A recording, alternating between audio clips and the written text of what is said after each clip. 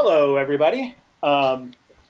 We are here tonight talking about Solo, a Star Wars story. Thank you all for joining us. Yeah, so we're going to jump right into some announcements here real quick. So everyone should hopefully know that Myth Moot is next week. Literally a week from today, we'll be all in the pub and talking. Well, most of us will be. Some of us won't. Sorry. Also, we've got Baymoot coming up, and I forget the date off the top of my head, but it's in August. So if you live out in California and are in the Bay Area, you should go think about attending that and being there. That sounds like it'll be a lot of fun. Signum Fall courses are already open for registration. So if you haven't gone out to see what we're offering this fall at Signum University, you can see right here what those are. You can also go to the future courses page, which the URL is right there below it. And you can sign up. You don't have to wait.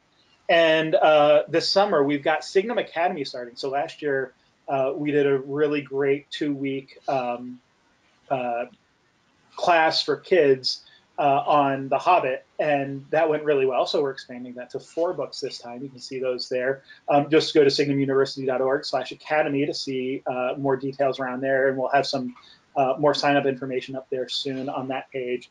And then coming up next week, next Wednesday evening, Wednesday afternoon at 2 p.m., I believe, Eastern time, we have Jennifer Raimundo giving her thesis presentation through our thesis theater process. So feel free to join there, and you can go to the Signum University events page to see details about that. Also, coming up on the next Mythgard Movie Club, we've got Edward Scissorhands, an oldie but a goodie. And it's kind of weird calling that an oldie, but it is an oldie. So that just means I'm old, I guess, at this point. On August 2nd. That is a bit of a date change for anyone who's keeping track. If you're not, that's fine. We keep track for you. We updated the GoToWebinar date, so it'll remind you when it comes up. And then we also had a scheduling change. So we've had a bit of a snafu with one of our choices. We had, I think, originally chosen to do Ready Player One, not realizing that it was coming out in like the spring when we were doing other things. And so we had switched that to another sci-fi indie film called Captive State, which looked intriguing, and that got pushed out to be released next year. So we are finally doing, and I swear I did not contrive this in any way, shape, or form. We are finally doing Predestination, which is based on a Robert Heinlein story. So I'm really excited about that. I think it's a really good movie. Did not get nearly as much play as it deserves, and so we're going to be doing that in September. All right, so that all said, let's introduce our panelists. And why don't we go right around, start with Kelly and introduce ourselves. Hi, I'm Kelly.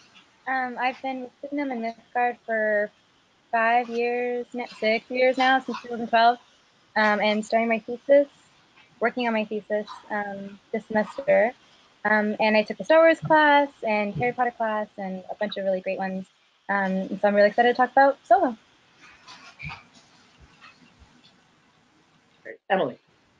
Hi, I'm Emily Strand, and I am excited to be a current Mythgard student, as well as a past one as well. So I am taking the Science Fiction Part 1 class right now, and I have also taken the Star Wars class and several others. So it's really exciting, and I write for a blog called Hogwarts Professor, mostly about Harry Potter, but I am like sort of cover the Star Wars beat for Hogwarts Professor. And Dom. Oh, Dom, we can't hear you. Sorry, I muted my microphone too. Okay, I'm Dominic Nardi. I'm a political scientist by training. I'm also taking Science Fiction Part 1 class, and I've also taken Amy Sturgis's Star Wars class. Big Star Wars fan. I do have a small blog that I run called Nardi Views, but I've already reviewed Solo there, but excited for the discussion. Hi, everybody. Dave Manick. I'm also a Signum student. I just completed my thesis, so I'm super excited that that's done and in the books. I'll be presenting at Mythmoot. My Star Wars claim to fame is Curtis and I are very longtime friends, and we first met each other because we had mutual friends that said, "Oh, you guys are both Star Wars nerds, so you need to know each other," and here we are. Yeah, there you go. And yeah, I'm Curtis Wyant. I am no longer a Mythgard student. I finished my thesis last year, or Signum student, and but I still hang around. They let me do things from time to time, work on the website a little bit, and do some stuff with the Mythgard Movie Club now. So that's really exciting. I have a podcast with our fellow movie club host who isn't here tonight, Kat Sass, Kat and Kurt's TV Review, where we talk through science fiction and fantasy television shows and occasionally movies. And then, yeah, I'm a digital marketer by trade, which is less interesting than all the other stuff. And I also took the Star Wars class. And I mean, I feel like it's kind of weird introducing all of us here because like we've had this panel before. So this is kind of our de facto Star Wars panel at this point. But that's all good. Jedi Council. The Jedi Council. There you go. See, I should have thought of that. Man, my lightsaber should be revoked. So jumping into Solo, this is a little different than some of the other discussions I feel like we've had because I feel like generally we've all kind of jumped in and had lots of great things to say about Star Wars, and maybe we will about this one too. But certainly, if anyone has been following the sort of news about the release of Solo, you know that it's considered something of a flop, and maybe there's some reasons behind that. So just kind of starting off, I wanted to get everyone's sort of just initial impressions. What did you think about it? Did you like it? Did you not like it? Is there anything really in particular that you did or didn't like about it? And I mean, we can just kind of see where the conversation goes. I kind of listed here, and we can touch on these or other things, but I kind of listed here some of the common things that I saw while going through various reviews. Open to agreeing or disagreeing with some of these if you feel that way. But why don't we just go in the same order and just maybe start with Kelly and just, did you like it, not like it? Maybe pick one thing that you did or didn't like about it, and we can kind of go around the horn. Yeah, I enjoyed it, but I think that a large part of my enjoyment was because of my low expectations. I think a lot of people can say the same thing. I thought it was fun. I thought there's a lot of action for me, but that's what this movie was about, and I can't go into a Han Solo movie without expecting a lot of action. So a lot of things that I wouldn't like about it, just going into it with kind of preconceived notions, kind of helped me enjoy it a little bit more. There's a lot of, I thought that I didn't need every single thing explained, like this is why his name, this is his name, this is how I met Chewie, this is that, like every little bit, like it felt like it explained this is exactly what happened with him and Londo, you know.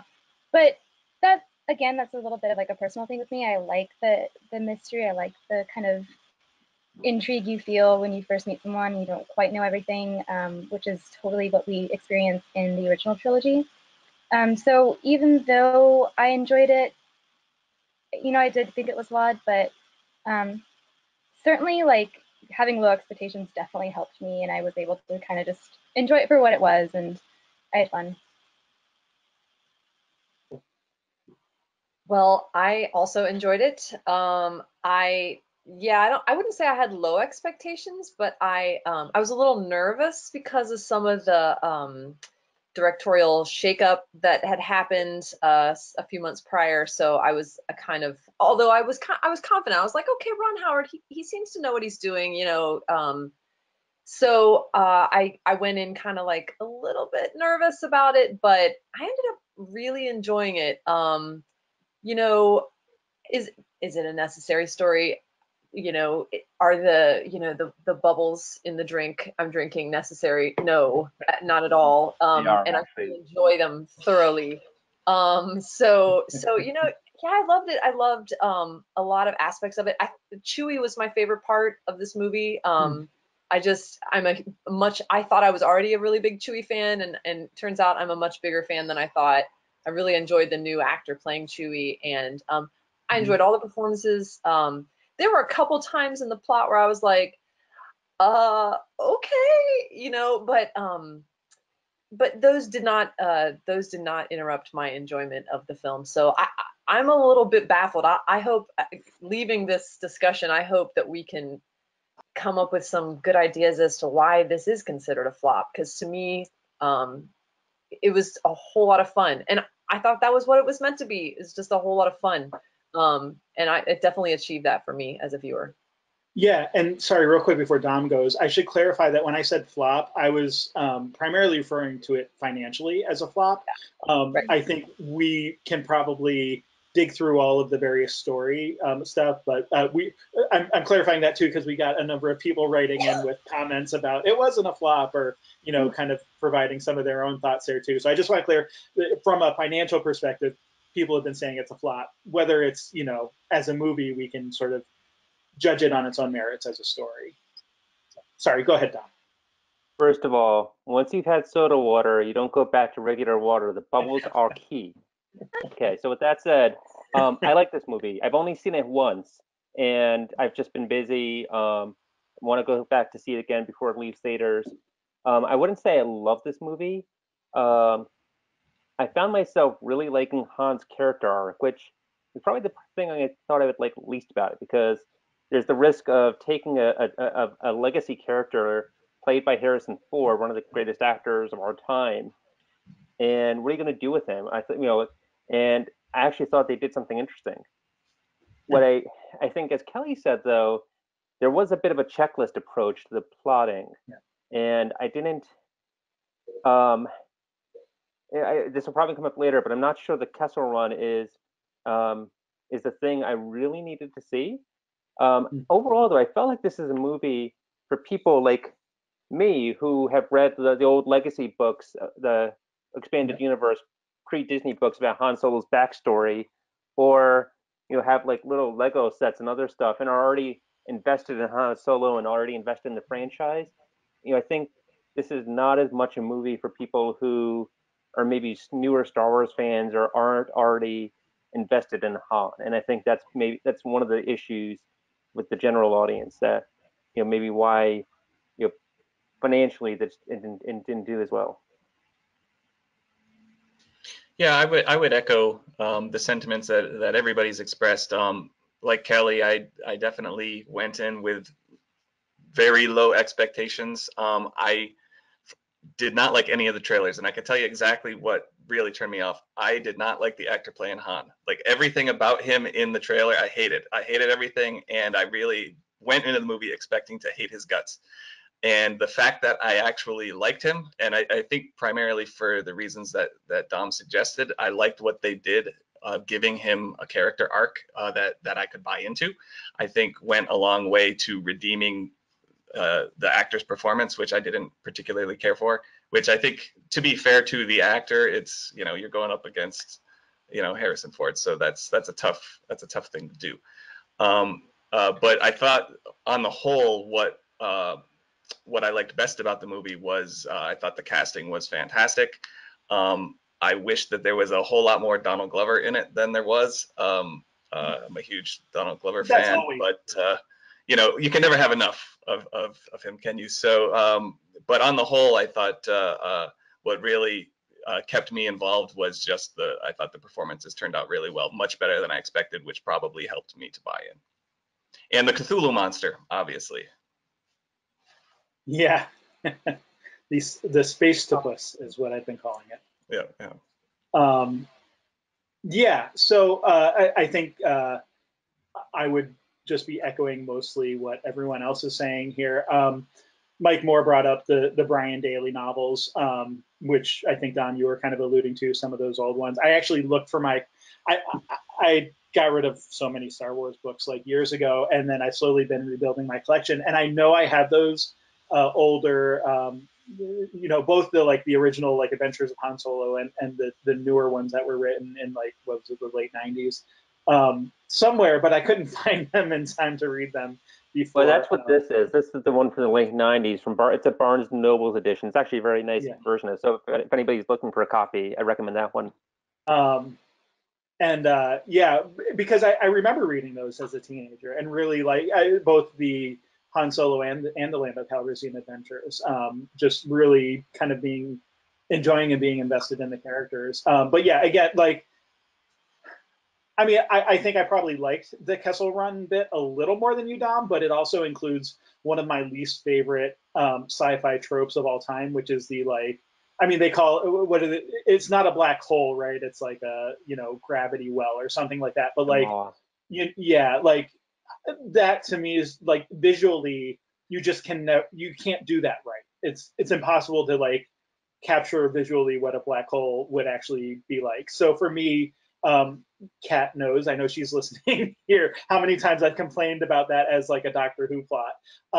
So like it would be injudicious of me to not also complain about it here. But the space to puss helps resolve that a little bit, I feel like. Yeah. So what kind of struck me though is like a lot of people seem to, and I kind of threw up the scores here. We don't actually have like a defined way in the movie club here to sort of get like what's the like hot take, but I mean these are like tepidly good scores, right? Like nobody seems to have hated the movie. Where there's problems, it seems to be like maybe some specific parts of it, but like a lot of people seem to think that it was fun or at least like well made, even if like maybe there was some character or plot problem. So there doesn't seem to be any like broad scale animus. It's just nobody seems to love it either, for whatever that might mean. To get into a little bit more about that, I know, so anyone who cares to can go out on Twitter and see the rather lengthy discussion that Dom and I had, and a few others were participating, around some of the topics here. But, I wanted to get into some of that high level, like what should a Star Wars anthology prequel / origin story / whatever we want to call what this movie was. And I'm not sure, maybe the problem was that it didn't know what it was either, because I'm not entirely sure what to call it. Because I don't think, it's certainly not a prequel in the sense that the other prequels that exist, even including Rogue One, are prequels to the bigger story. And this is kind of getting into where Dom and I were talking about like what's epic versus what isn't epic, and sort of what fits the mythology. So as far as this is a prequel, or an origin story, or whatever, like, do we think it was effective? Do we think it did what it set out to do? Do we even know what it set out to do? Like, yeah, just curious. Anyone can jump in if you have thoughts here. I'll jump in and say that I haven't read much of the EU at all. In fact, I think the only EU novel I've ever read is Kenobi, which shouldn't surprise those who know me. It's a good one, though. Yeah, I know. So I didn't have any, like, I didn't really know anything, about what the EU held for Han or Chewie or anything, and so that was that. I enjoyed kind of having the blank slate. I definitely agree with a couple of you who said that this film seems to be kind of conscientiously ticking some boxes in terms of what it needs to tell us about Han in order to have a prequel-ish Han Solo story. I have to say none of those bothered me. I've perhaps been accused of trying really hard to like Star Wars, but I don't feel like I have to try hard to like what's been putting forward. I will, maybe it's a little bit of an exception with The Last Jedi, but that's a whole other discussion that I think we've already had. But although it's on YouTube if you want to watch it. Well, I think some of the reaction to The Last Jedi is definitely relevant to some of the reaction to this movie as well. Sure. So in terms of like, does it work as a prequel for Han Solo? For me, it really did. I'm a fairly new Star Wars fan, so I don't have all the nostalgia from the past. That kind of, for better or for worse, I'm sure it's a pleasure to have all that, but I don't have all that nostalgia.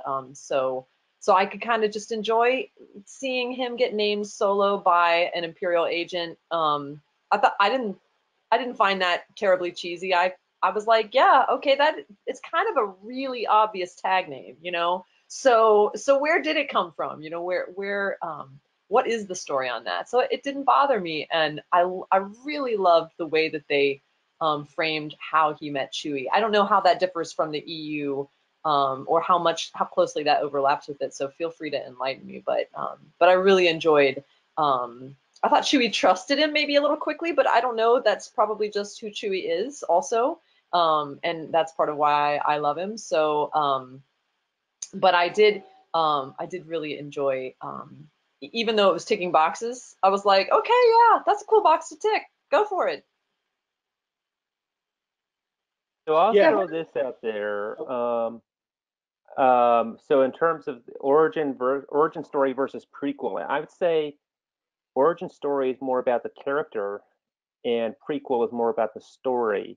So an origin story tells you how some character became who they are, partly because that character becomes interesting later on. Whereas a prequel, my understanding of a prequel is it tells you it's more about the world and the context and the story and how all of that, the world building gets to where it is later on. So I think in terms of an origin story, and I would consider Solo to be an origin story and not a prequel, it does work. But what I like about it, as I said before, I liked Han's character arc, and my fear was that the movie was going to Disneyfy Han. You know, that he's going to be he's going to be too much of a good guy at this point in his life. Because when we see him at the beginning of A New Hope, we see Han. He's a pretty cynical jerk. And I talk a bit about this in my review. I won't go into too much depth here, but you know, especially before the 1997 special edition change, which had Greedo infamously had Greedo shoot first, and then Han shoot in return. You know, before that, Han shot Greedo in cold blood. You know, when I first saw A New Hope, I thought Han was going to betray Luke. You know, there weren't many clues that this guy was actually a smuggler with a heart of gold. So my understanding of Han's character is that he's got to be in a pretty dark place at the beginning of A New Hope in order to become the guy who later saves Luke and later has that character arc. What I liked about Solo is that it kind of sets Han up for that in an interesting way. Han in this movie, the Alden Ehrenreich Han is he is somebody who thinks he's a tough smuggler. He thinks he's cynical, but he really isn't.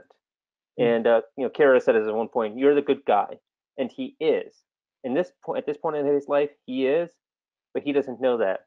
I think by the end of the movie, though, he's starting to become more cynical. He's starting to realize that the world is bad and it's going to betray him, and that he's got to, you know, everybody except for Chewie either leaves him, abandons him, betrays him, or dies. And I think he starts developing that shell, you know, around him that he's more reluctant to let people in now. You know, he's not going to have another love of his life. Kira left him. And he also infamously shoots Tobias Beckett first at the end of this movie, which and I like too that they didn't make a huge deal out of that they just let it happen. So, you know, again, in terms of this being an origin story, you know, I think Han still has some more growth to become the character we see at the beginning of A New Hope, but I can definitely see the line from the end of Solo to that movie, which I appreciate. I can't stand when prequels, you know, show us a character we know and then, you know, show them and it shows something that doesn't seem to match up with the previous incarnation. Sure. And I think just to add on to your comment about his situation at the beginning of A New Hope, like I think you start to see here that he probably continues making choices that lead to his financial non-success over the years. Like he slowly gets more and more indebted, and you know, maybe starting here, you know, because he gives away whatever, but you know, I mean, we know that he has to dump cargo and has to, you know, take jobs that he can't pay for, and you know, runs into a lot of trouble. So we can kind of fill in the holes there, I guess. Yeah, the question is how many of those will in the future be filled in for us as well, potentially. Sorry, Kelly, I didn't mean to cut you off. Oh, you're fine. I was just gonna add, like, I do like his journey, and I do like that it's not like, I don't think that it was a total 180, like, but I do like that they showed, like Dom was saying, that everyone sort of ends up leaving him or betraying him besides Chewie. But what they show is Han and Chewie as the two stable people who are willing to not leave the people that they love or the people that they just met in the world, right? Like Beckett's always telling him to like go, and Han is like, I'm not going, I'm staying. Like there's multiple times he's like, well, if you're in this, like you might die, and if you don't die, you're in it for life, and it's a crappy life. And Han is like, no, I'll take responsibility for this. I'll go with you, and I'll do this thing, which I think is really nice because one, it kind of makes it clear why he feels so cynical, because his character is to stay and to be that loyal, like him and Chewie both. But two, it shows that like when he meets, you know, Luke and Leia, that's sort of it's already in his character not to leave them, and that's why he sticks around, because he does have this core foundation of wanting to stick around when the like going gets tough. And I really like that they kind of added that in this movie.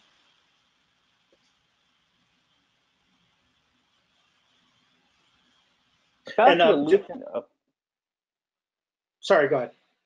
about the illusion of death, and I want to pick up something Emily said, because I'm actually a bit torn about the Chewbacca, the cube meet between Han and Chewie. Not because I didn't like it, but because I don't know. That's something to me that I kind of wonder if it's just best to leave that as like this mythical moment left to our imaginations. That's actually the approach that A.C. Crispin took in her novels from the late 90s. Book one, Chewie's not there. Book two, Han and Chewie have already met. And we get some backstory about that, but we don't actually see the event. And I'm still torn about this. I don't, partly because sometimes when you see something, sometimes when you start to define something like that,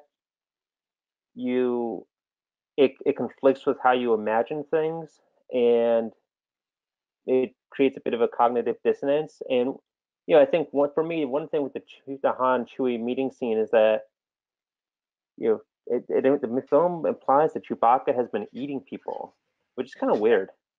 And I don't know, I haven't quite grappled with what that means for the character, and what, you know, and I don't know, just it's something that I, you know, probably just have to get used to. But you know, it's still like, as a story defines these background elements of a character, it's like it's you know, less room for your own imagination to play. Yeah, well, there's that, and then like, so for a movie that's so intent on answering questions, it leaves open the question of how the heck Han learns. I forget the name of the Wookiee language, but you know, how he learns any of that. Oh, don't you worry. There's something on Wikipedia that actually explains that. Oh, I'm sure. No, I'm sure there will be an explanation. Yeah. Han spent time with the Wookiee crew or something. Like, that's so like intent on answering questions that, you know, that seems like a significant one, especially since he grew up on the streets of Corellia. And actually, to get into a couple of my particular issues, so I agree. The meeting, I like the meeting with Han and Chewie because it shows that they very quickly discover that they're trustworthy and, you know, able to like work together. But I agree with you that there's like there's something of the magic sort of maybe taken away in that meeting. On the other hand, so I don't remember where the EU is, that they actually describe the meeting, but isn't it like Chewie's like a prisoner and like hurt, and then like Han's like an Imperial officer who like saves him basically, or something along those lines. The book describes it in the flashback scenes. It's also mentioned in one of the comics. Yeah, Han's an Imperial officer. Chewbacca's a slave. He sees another officer hurting Chewie, and there's like this debate about whether Han's gonna kill the officer, like stun him, and like they, I think Han stuns him or Chewie stuns him. But anyways, Han basically frees Chewie from slavery. So basically, my point here is I like that they work together to escape here. So it's less like one saving the other. It becomes more of that partnership almost right from the beginning than the EU story. So there was the other. Well, I mean, we see later Chewie change his mind about porgs. So I guess I don't know if I don't know if the eating people thing or creatures, we don't know what else might have been thrown down there. Sentient beings of some sort. I can at least buy that in the context of the Empire like pitting people and sentient creatures against each other to a point where they have to fight for the day. Like one of them's going to die, and so it might as well not be me from Chewie's perspective. But like I agree, like there is a disturbingness to that. But hey, he's 190 years old. Like, what's to say that he hasn't tried human once or twice in those couple of centuries? Yeah, that's not the only disturbing thing that's kind of glossed over. I mean, that it's kind of humorous, but it does link up with Return of the Jedi, where Han's like, "Oh, you're always thinking with your stomach," to Chewie. And so it's kind of a humorous weave in with that, but at the same time, you have to just hope that it's all just a big misunderstanding, but I mean, the other thing that I thought was interesting about this, not to take us in too different of a direction, but I think we have one of the first pretty overt references to human trafficking in this. Now, I mean, we had some of that in the Clone Wars TV show, which was, I was always like, oh, that was always a really interesting theme to me. And I was really interested to see that pulled into the movies in this film. And so, and you did have some pretty uncomfortable moments there with Kira and what she's had to get up to in order to grab any kind of freedom or rise above her station as basically a city rat or a kid who's just begging for an overlord. So that was all. I thought that was all really interesting, and I was applauding that that the Star Wars is bringing that in, because if this is a franchise that we resonate with because it does touch on things that are really important to the human condition, then this is a big part of it. This should be as big a part of the galaxy far, far away as it is here, unfortunately. Those comments bring to mind two points I want to make. One, on the question of Chewie and the ethics of eating other sentient beings. I think it's interesting to contrast that with Lando and his trans species love, both between him and the droid. I'm not quite sure how that happens, but then also between some of the other aliens, and that was also kind of strange for me as well. I don't know quite how that fits in, since it seemed to have kind of a different tone than pretty much all the other Star Wars films in terms of what is and is not appropriate in those kind of jokes and situations. So that the Chewie question brought that to mind. The other thing is on the question of the illusion of depth. I think when prequels or origin stories or stories like this work really well, they often do fill in gaps that originally were there, giving you the illusion of depth. But if those stories are successful, they will provide new reasons, new things that give a new depth that didn't exist in the universe before, or add new aspects to the story that give depth to the existing material. And I'll give you one example of that. The personality or mind of the L3 droid being absorbed into the Millennium Falcon really kind of changes the whole relationship that Han and Lando have with the ship. in a way that is a whole gives it gives a whole different dimension to their their feelings about the ship than they would have in the original films. Yeah, I suspect some of the illusion of. At first, I think that's a great way to think about illusion of depth. I mean,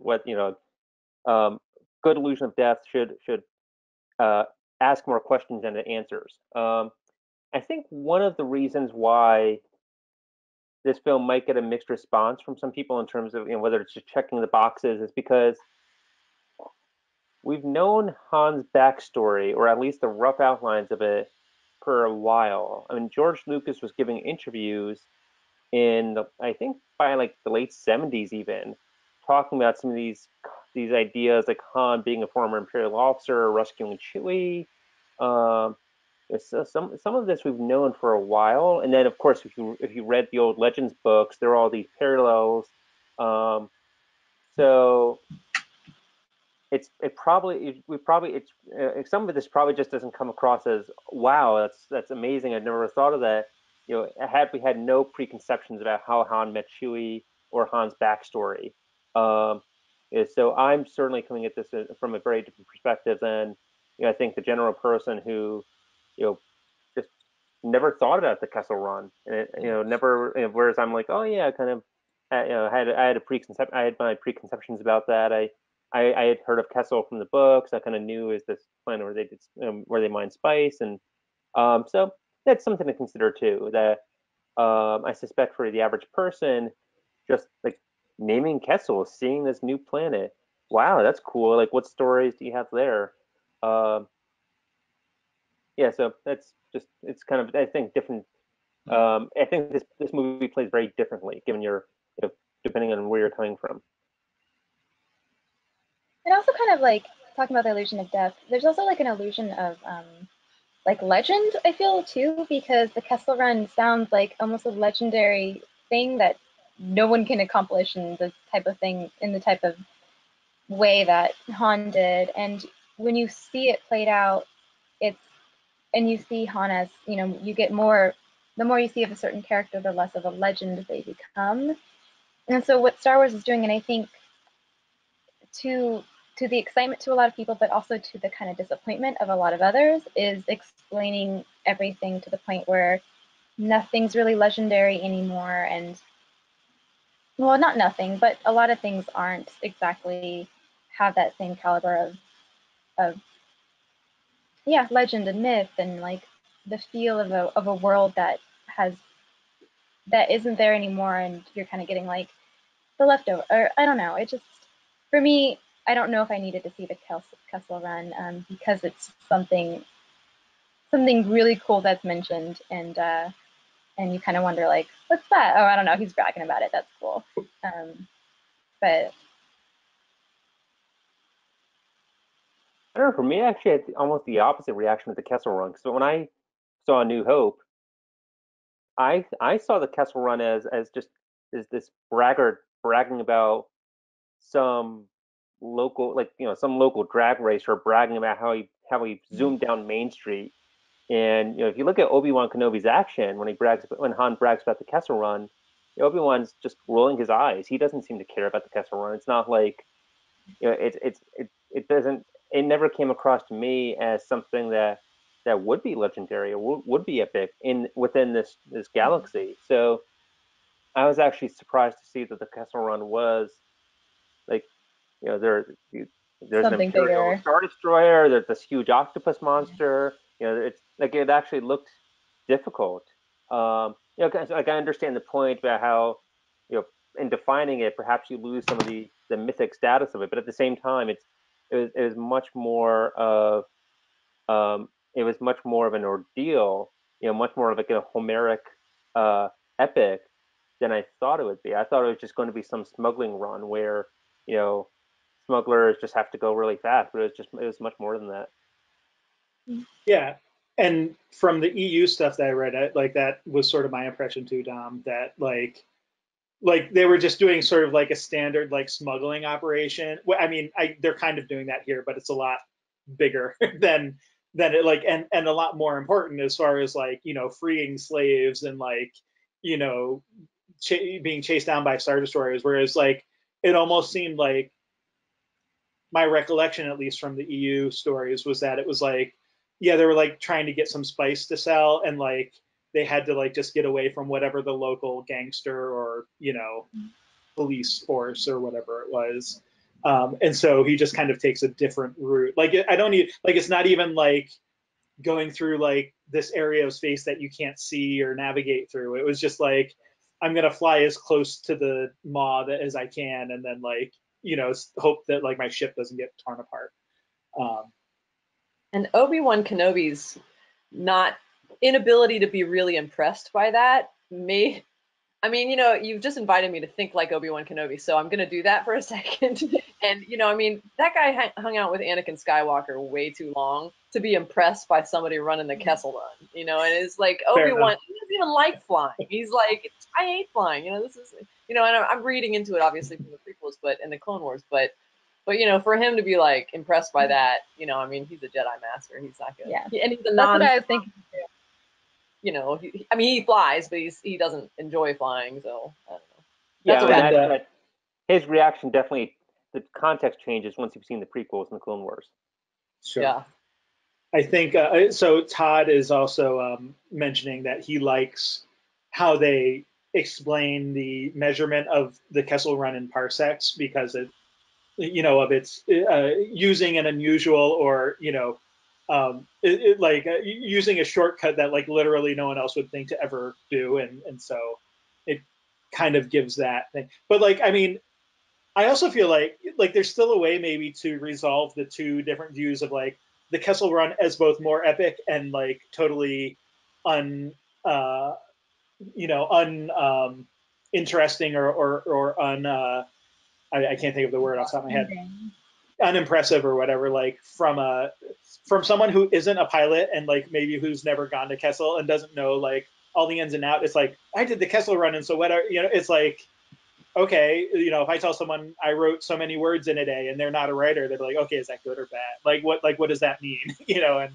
and if, you know, you're bragging about like something and people are just like, yeah, but I'm not a pilot, I don't know what that is. Like, I feel like there's a way to still be like, okay, yes, this is really epic, but only like people who are in the know would even be impressed by it, and most people aren't because they're not pilots who have gone to Kessel. I mean, Obi-Wan might have the comeback of, well, I saved a world-saving baby, so, you know, I saved a couple of world-saving babies, so, you know, whatever. Times.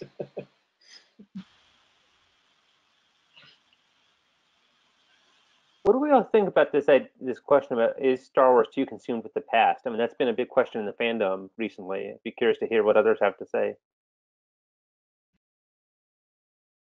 I mean, it's taken off taking 2 whole new movies to start killing off the original cast. So like, Yeah. they're still not even done with it. You know, like, yeah, I mean, it's hard to not like the characters and feel like you want to get more from them. I feel like movies like this are going to be the types of movies that help us get past that, though, because as much as I did enjoy Solo, I don't know if I really do want to see a sequel or not. You know what I mean? Like, I feel like, okay, we tried it and it was fine, but like, let's maybe just, yeah, go some completely different direction next time. I think this is probably an accusation that is unfairly targeting Star Wars, because I think we have a general problem of being consumed with our past, especially in blockbuster films. Like, we've been remaking the same junk over and over again a million times, or reinterpreting it, or, you know, rebooting things so much that I think this is just a general problem at the moment. And so I think it's only natural that you know, Star Wars is going to do a bit of that as well. Yeah, that's right. I mean, even like with the Harry Potter franchise, we're doing Fantastic Beasts, which is the generation before Harry. You know, it's everywhere. I think Star Wars has a particular. I mean, because Star Wars is such a huge franchise, and because what of the EU and everything that has happened for so long, you know, the past 40 years now, it's such a wide universe that they can take any one thing and give the backstory to that one thing, that one character in the cantina has this whole book, or like that sort of thing.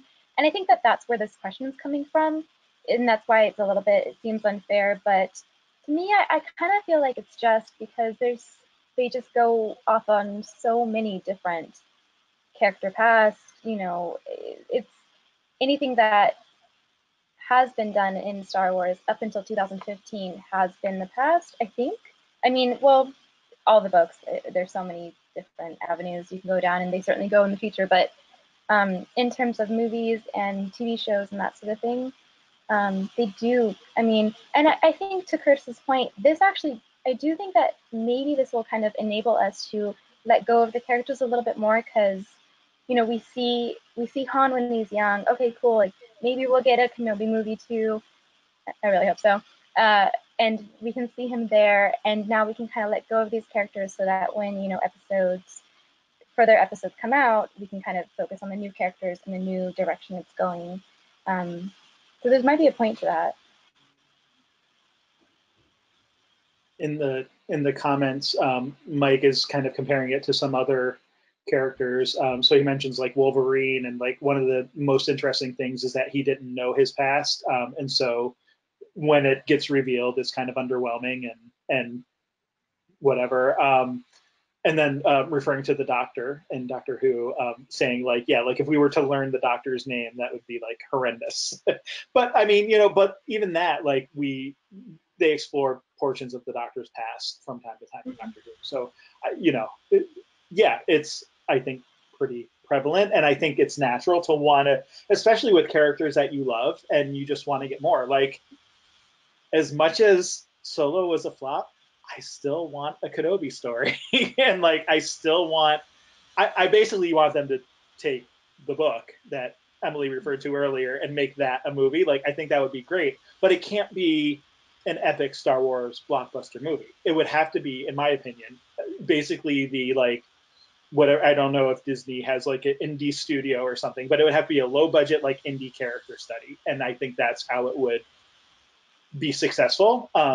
Not just because then there's lower expectations from a box office standpoint, but also I think just that type of story is better suited to the character. And I think when you're getting into some of these anthologies, I think the risk, or not the risk, but the mistake maybe that they're making with some of these anthology stories is that they're trying to make them big blockbuster Star Wars stories, like all of the epic stories that have come in the past. And that worked for Rogue One. It worked really well. I thought they did a really good job with it.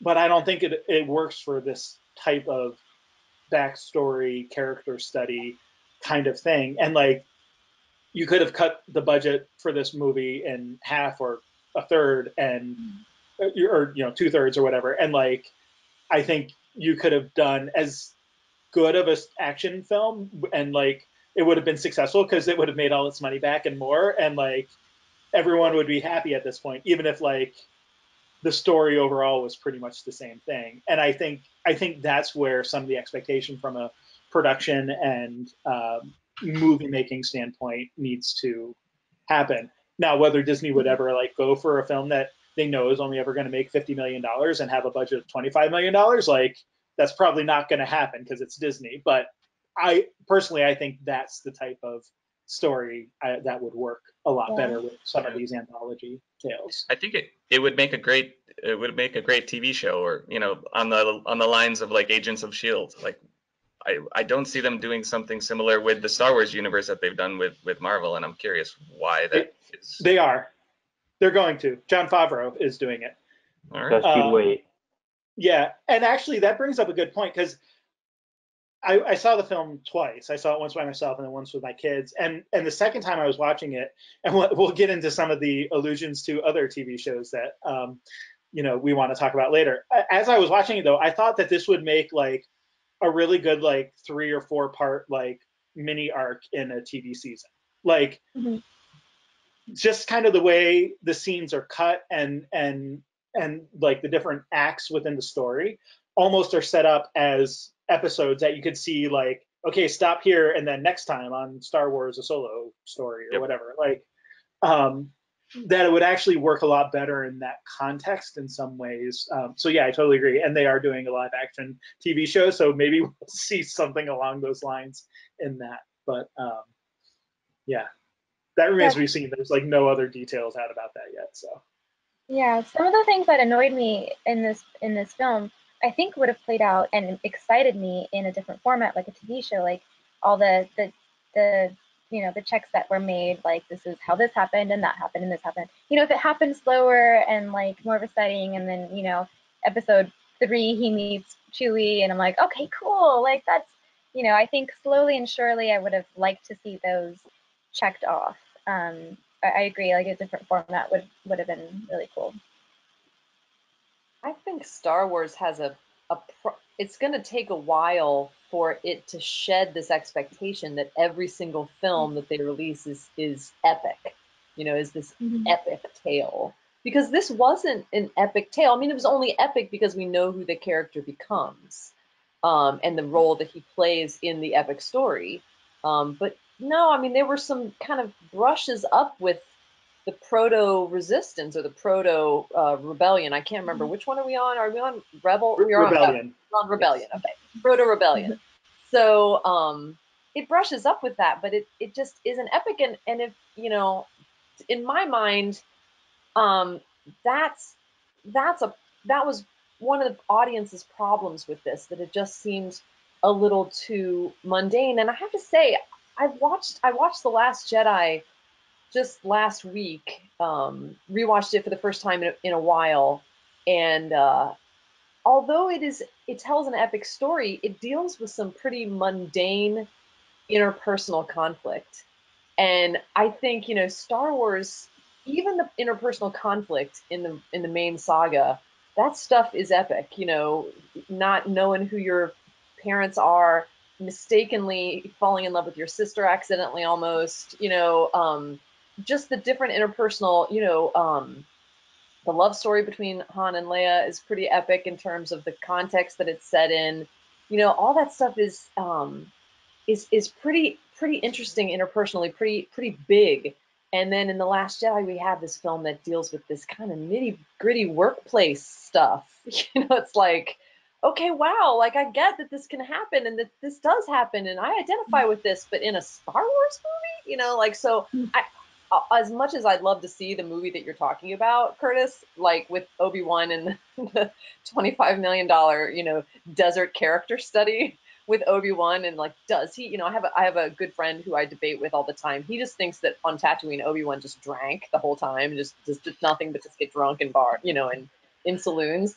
And I'm always like, no, he didn't. He would never have done that. Qui-Gon wouldn't have let him. And also he would have felt too bad, but like exploring that whole context, it would be so it would be a horrible, unless it was 30 years from now when we've had 5 other films set a precedent that's also a Star Wars movie. But I think right now Star Wars does have this epic, expectation, and the nostalgia really plays in. And I think a film like Solo that could be part of why, as we're talking here, I'm thinking that could be part of why it just didn't get the kind of audiences that really I think that it deserved.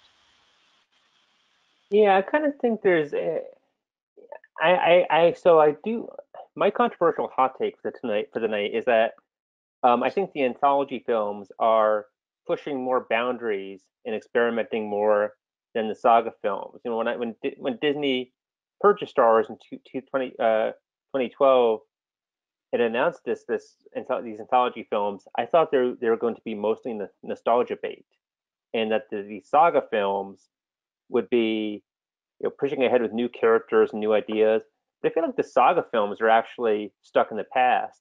The Force Awakens is a New Hope remake. The Last Jedi is kind of deconstructing the previous series, and they're overshadowed by the legacy characters, and it's like the whole Empire versus Rebellion again. But with the anthology films, I actually think Star Wars is starting to play with different genres. Rogue One was more of a spy film, almost no legacy characters. Everybody dies at the end, which I just thought was brilliant the first time I saw it. I like sad. I got a gut punch when I saw K2SO die. I think one of the issues with Solo though is that it tiptoes towards this lower stakes story, this kind of character study, this heist story, but it doesn't fully commit to it. And I think that's one of the things we're reading in a lot of these reviews, where it is a fun film, but it's still, I think, like as Curtis said too, like it still wants to be a blockbuster film. It's not really committing to the small scale heist story. It still wants to connect to the rebellion, with the proto-rebellion scene. It's still, like I thought the Darth Maul cameo was fun, but it also maybe tied into the other Star Wars material a bit too much, especially for audiences who haven't seen the Clone Wars. And so I don't know. I kind of wonder if there's a version of this film that could have played it really small, and just been more of a character study that would have maybe really excited reviewers and really, gotten better word of mouth. Do we think that some of the epicness is tied to the lack of the Force or any kind of like spiritual or mystical or whatever you want to call it aspect, which is obviously like a big part of Star Wars right from the beginning, but I'll note also was missing from Rogue One. So in large part from Rogue One. I mean, depends on how much you believe some of the characters were actually Force wielders or not. But anyway, so we're not going to get into that discussion about Rogue One, which we totally could. And if you're at Mythmoot, maybe we will. Yeah, like I can see the argument for why that might be, and Mike brings that up in some of the comments here. But I also like thinking about Han's character as like a non-believer in the Force. Like I also feel like to have had the Force in this film would have felt maybe untrue to his experience that we know he has later, right, in A New Hope and all of that. So throw that out. Happy to hear. Are you saying it would be forced? Yes, I am. That's very well done. I just propose as a working definition of epic, great, strong, powerful characters achieving great deeds in a way that changes the status quo of the world or the society. So, and I think by that, Rogue One is an epic in that these characters achieve what seems to be an impossible mission to steal the Death Star plans, and that has consequences for the fate of the galaxy. We know what happens to the Death Star in A New Hope. Without their efforts, the rebellion would have been crushed. I think for me, Solo, so Kessel, the Kessel Run, nobody except for Han seems to really care about the Kessel Run. Even Beckett and Lando don't really seem to care about it. They when Han's bragging about it, even Chewie says something, and Han's like, yeah, well, it's 12 parsecs if you round down. So and even Chewie doesn't seem to be impressed. Right. It's like at the end of the movie, Han takes out this local crime boss for this Crimson Dawn boss, and we learn when we see Maul that this guy wasn't even at the top of Crimson Dawn. Kira replaces him fairly quickly.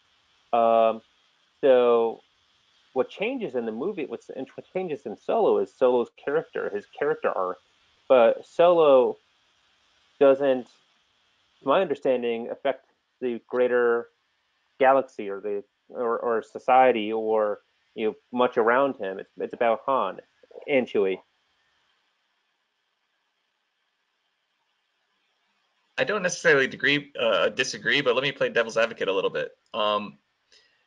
The Kessel Run in this film essentially finances the rebellion, so it doesn't appear as significant to the characters in the film, really, but for the audience, we know that the ultimate result of this film was to finance the entire rest of the major movies. Basically, all of the Resistance ultimately was more or less made possible by this Kessel Run. So in that sense, the Kessel Run is legendary.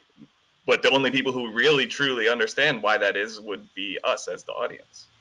First of all, Star Wars toys finance the Star Wars movies. Better than that. QED, I can't argue with that. I'm done here. We figured out that Solo is actually a metaphor for how Lucas created an empire of Star Wars.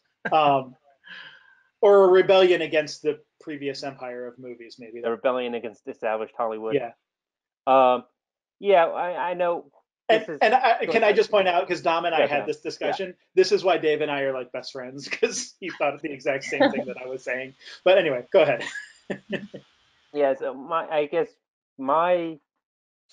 I'm not convinced that we're supposed to read the Enfys Nest proto-rebellion in Solo as a direct precursor to the rebellion. It might be one of the many rebel cells that forms the Rebel Alliance later. The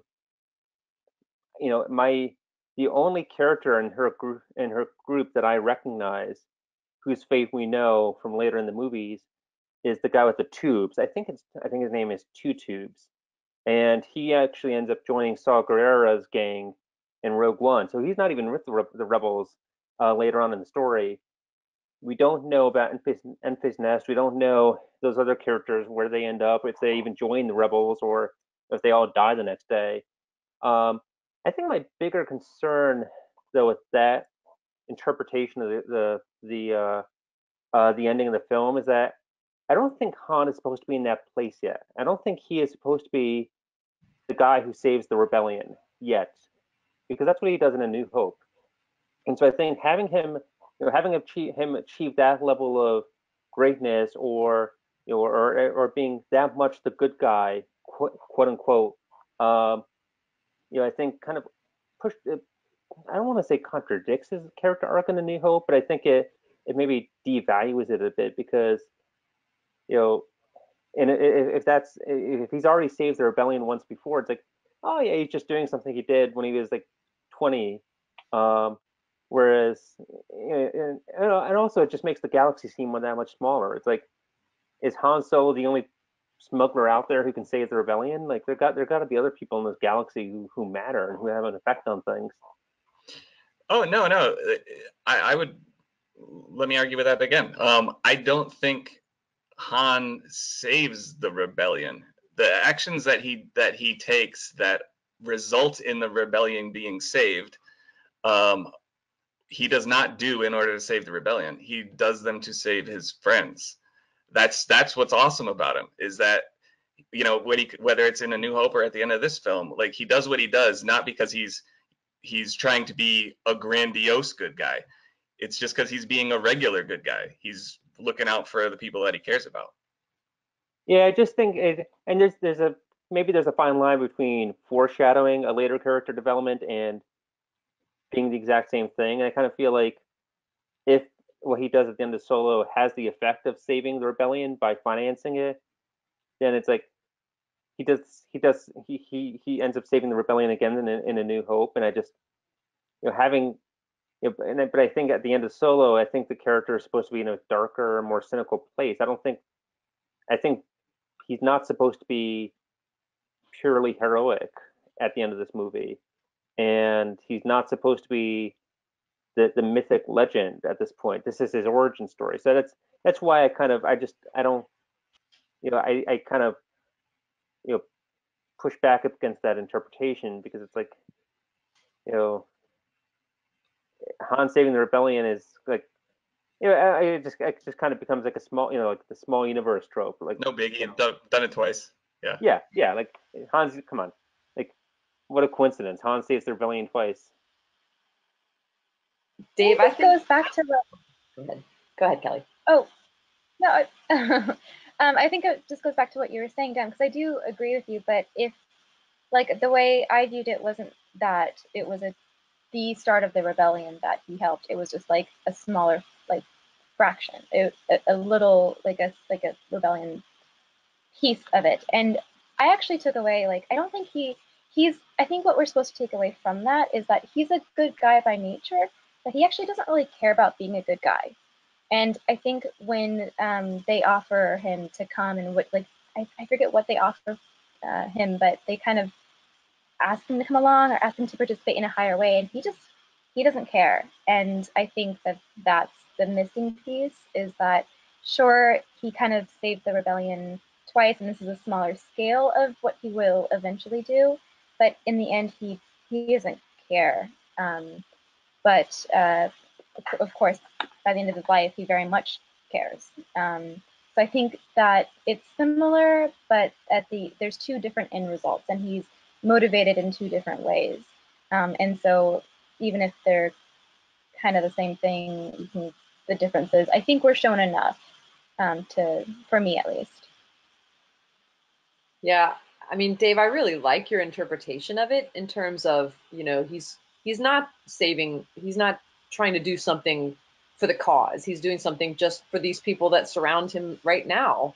But at the same time, my when I said at the beginning that I had a couple times in the plot where I was like, I'm not sure. I think, Dom, what you're saying about just kind of over anticipating that good guy thing, like, takes away from, I think it has that, especially for, the audience who's not doing the kind of really nice analysis, Dave, that you're doing. They're just kind of going, they're just taking it in. I think you do have a little problem with anticipating that good guy who saves the rebellion thing a little bit too much. Now the question that I have is, what happened in between? That's always my question in terms of, if we have something unexplained, what happened in between to cause him to kind of fall back to this cynical nature? Is it something more with the relationship with Kira, or again, what happened? So I do have a feeling, I was really left at the end of this film with the feeling that we were going to see this cast again, or at least parts of this cast again, minus Woody Harrelson, obviously. And can anybody, and this is, I'm totally winging this out there, why did I read so many people who hated Woody Harrelson in this? Is there just like a general dislike of that actor, or I thought he was one of the best parts, so I can't relate to that sentiment. Yeah, I agree. I thought his performance was well, and don't count him out. Darth Maul came back, so you never know. We'll get to that. I want to jump in here because I don't want to drop what Dom is saying and let it go at that. Here's a couple of things. So one, I think, I don't know how you can watch Solo and not see this as a proto-rebellion, Enfys Nest and the Cloud Riders.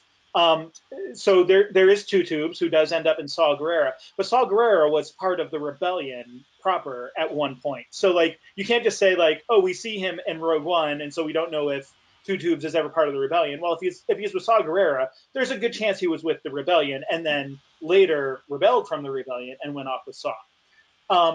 Also, we see Weasel, who was confirmed as the same, played by Warwick Davis, confirmed as the same character from whichever prequel he pops up in. I think Phantom Menace. Was it Phantom Menace? We don't see him later, at least not as Weasel. And, so, okay, maybe he does die or whatever, and maybe we don't hear about Enfys Nest later, although who knows, maybe we'll hear about her and her group at some other point in the future. I don't actually think it matters if we ever hear of them again, because I think there's enough parallels going on here between, and enough of the right sort of trigger language, if you want to call it that, to identify that this is the proto-rebellion, whether it's one cell or it's like the main cell that develops into like the bigger rebellion. I mean, we know that like, yes, like Bail Organa and Mon Mothma and like Leia are the ones who like gather the cells together and make the actual alliance. But you have Enfys Nest saying the word alliance. Like, we can make an alliance, we can make a rebellion against the Empire. This is the lifeblood that will fund the rebellion. And like, you have enough of those that like, even if her cell ultimately gets wiped out and goes nowhere, like from an epic story standpoint, this is the goal. This is her goal and her option. Solo totally doesn't take it. You also have the parallels of Luke saying, we could use a guy like you in a fight. You're good in a fight. You can, you should totally help us. And Han refusing. Same exact thing that he does here with Endis. So I think there's enough of those types of parallels that even if this is just like right now a local rebellion, 6 million credits worth of coaxium or whatever it is that they, the value of what they steal, that goes a long way towards funding their efforts and making it bigger and fulfilling that goal that Enfys Nest has. Now, okay, so like at what point does like individual story cross into epic? I mean, I feel like we could debate that for years and like never come up with like what's the exact point. But I think there's enough of those types of parallels that you can look at this as an individual entry point and touch point into the epic larger story of Star Wars, which, okay, maybe doesn't itself ever rise quite to the epic, but certainly has those echoes of what will come later. And like, if you need the gaps to be filled in, or you need to know like the thoroughbred lineage pedigree of Enfys Nest and the Cloud Riders as part of the rebellion, then that's fine, I guess. I certainly took it as there was enough hints and parallels and trigger words there to definitely make it feel to me like this is a touch point into a bigger story and a bigger entry into the rebellion as a whole. That's just I mean, I totally, the trigger words were like they were not very subtle about that, and I guess I interpreted that more along the way of more along the lines of Emily's interpretation, and that this was very, very heavy anticipation of that greater deed that we saw in A New Hope. I mean, I guess to me it kind of sounds like maybe the disagreement is about the definite article versus an indefinite article. Is Enfys Nest's rebellion the rebellion, quote unquote, that we see later, or does it is it part of many rebellions in the galaxy that maybe form later? I guess I kind of push back at the idea that at this moment in this film, Han, quote unquote, saved the rebellion, but for his action in this film, nothing we saw about the rebellion later on would have happened. Like I'm totally that's where I think maybe it anticipates Han's later character arc a bit too much. But if this is just like 1 out of 50 rebel cells that are maybe exist in the galaxy at this time that later come together to form the Rebel Alliance, and Han saved this one, like I think that kind of jives a bit more with my understanding of where Han is in the story at this point in time.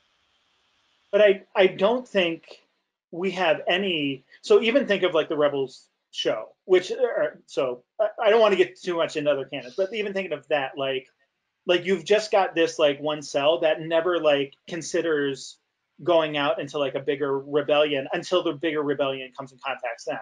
Here with Enfys Nest, you have the opposite. She's hoping and aspiring to a bigger rebellion, and I think that's for me the difference. If like that's fine. If we want to just say it's a matter of like indefinite versus definite article, like that's fine. I've always called it the proto rebellion because it's not the rebellion. So like if that to you means it's just a rebellion and a cell, like yeah, like maybe we're like standing on opposite sides of a fence and like can reach over and touch each other, and that's fine. But like I don't like, to me, I think it's definitely echoes of the bigger thing, and it's the aspirational aspect there that to me makes it seem like it's a through point to the actual Rebel Alliance.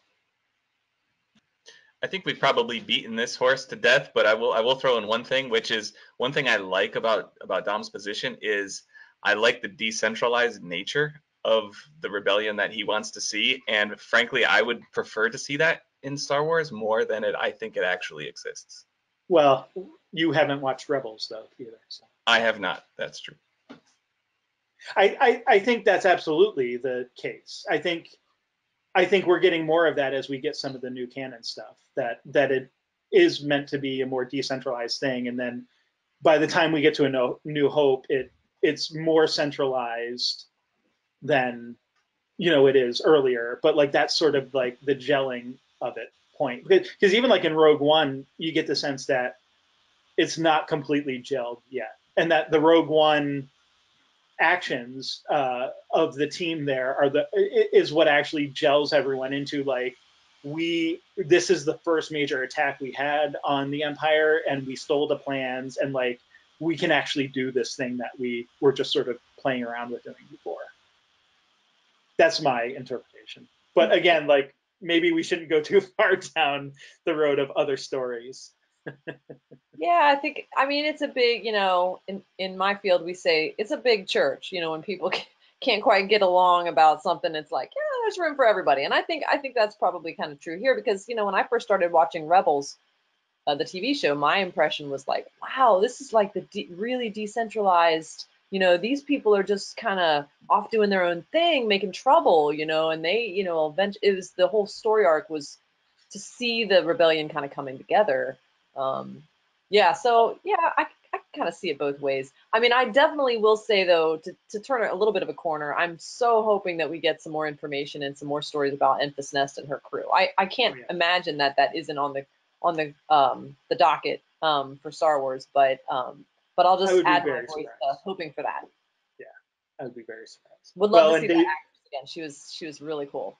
And Dave Filoni has his new show anyway, so maybe we'll get something. I have heard about that one. I hadn't heard about the live action one. I guess I'm out of the loop. Do we think a sequel is going to happen for Solo? I think so. They set too much up as a possibility. I think with Kira and just flashing Darth Maul, where you're going to show one head and then he never comes back. Come on. I mean, it's the box office. I mean, you can't make a sequel in a film that doesn't make money. I think they got deep pockets and they'll try to rehabilitate it. It's Disney. They're not going to make movies just for charity. I mean, I think we will get a sequel in the form of maybe a novel or a comic. I don't think this story is going to be dropped. I just don't think we're going to see a movie sequel. Yeah, it was probably a wait and see sort of thing. I can only imagine, but I don't know. Again, I would love to see a sequel. That's why I'm kind of like, man, it's not fair. Like what? Get your butts out to the cinema. Go see this movie. It's good. I think there are ways to do the sequel where you're not just telling Han's story part 2, right? You tell Lando's story, for example, or you could pick it up in any number of ways, I think, and continue that storyline without it being a Han Solo story. I want to see more of I this. have a question. At what point did you all start thinking that there should, or that you did want a sequel? Because for me, it was just this is the last bit with Darth Maul, and then it's like, even me, like I actually don't think that it was setting up for a sequel. Like but I haven't done all the Rebels and the Clone Wars, and I was just like, that's so random that they threw him in there, and like, was they just doing that just to do that? Like, it kind of felt like that to me. So I'm kind of wondering, I mean, was it the whole movie that you guys were kind of expecting, like, I want more, I think they're going to do more, or was it just that last, 2 minutes with Darth Maul? Definitely the last bit for me got me thinking that this was going to lead someplace else. And also with the fact that the relationship with Kira just totally didn't resolve at all. Even if she would have slapped his face and walked out the door, like that would have been more of a resolution for me than her just like being like, oh yeah, I'll meet you later, and then taking off after speaking to this character who everyone has always mourned as, a really great villain who was wasted by, in one film.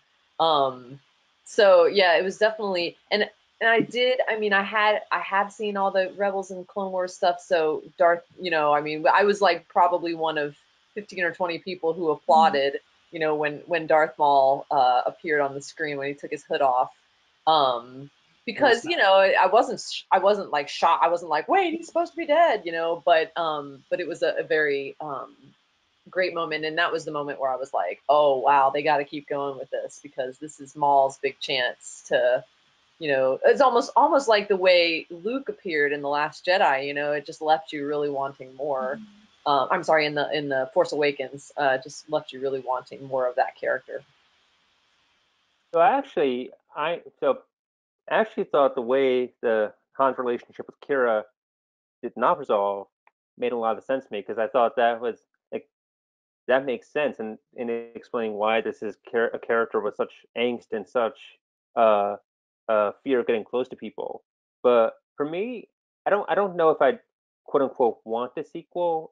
You know, I might enjoy a sequel, but I wouldn't want to force a sequel. But the thing that I felt like maybe it could use a sequel is Han's character arc goes from, he's a pretty good guy who has had a rough life to really becoming pretty cynical at the end, not trusting people, but he's not quite at the nadir that I think he needs to be before A New Hope. And so my thinking for a sequel was more about pushing him a bit further, really getting him to the point where he's just a cynical jerk who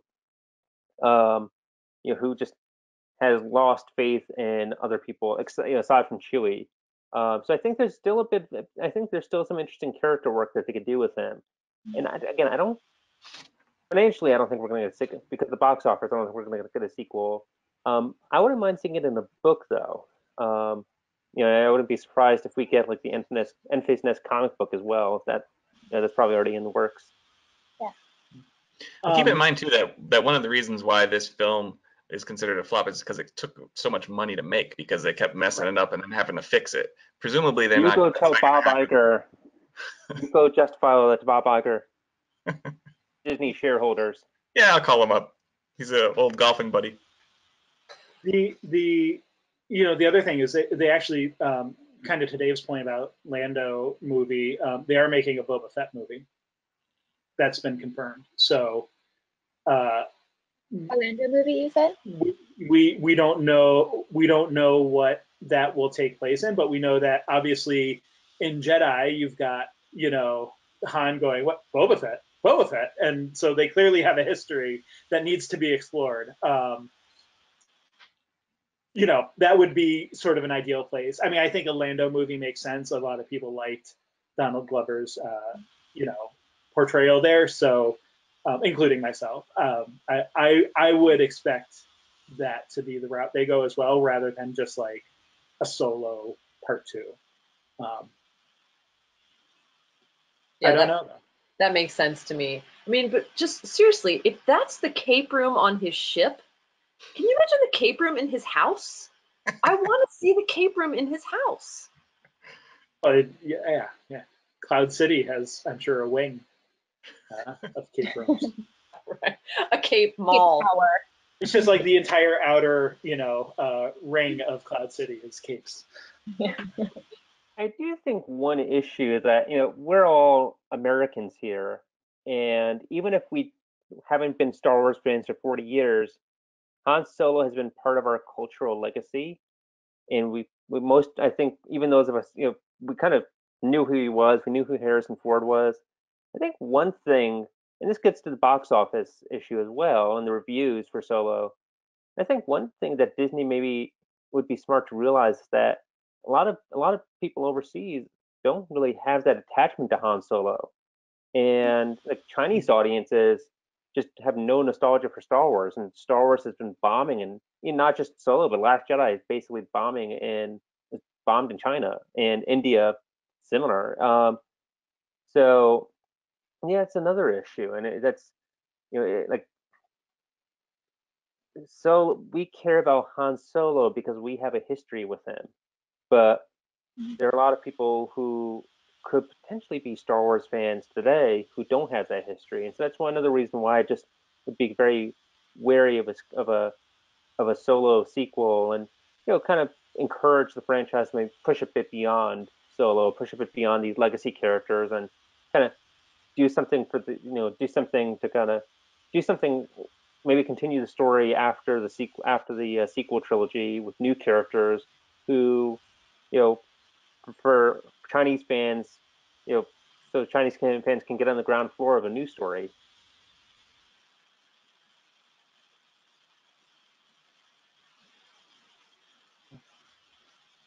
We could move on to another slide, probably. What was this, slide 2? Yeah. Right. We're worse than Corey. Yeah. Which is pretty bad. Yeah. So yeah, some interesting explorations. I think Emily, you had pointed out some of the comments that you wanted to make here around just sort of the ideas around what does it mean to be human, or like sentient, if we're including like various alien races and all of that kind of thing here, but in particular to L3's sort of uh, uh, uh, movement to free droids from the oppressive regimes that are oppressing them. Yeah, so I'll throw this out to you maybe, and then we can kind of talk about some of the stuff that goes on here, because it's more than just L3, of course, right? There's slavery, and you mentioned human trafficking, and kind of like all of the different varied and nuanced, ways in which people are subjugated in this film. Yeah, thanks. It was one of the things that I remember really vividly from the Star Wars course.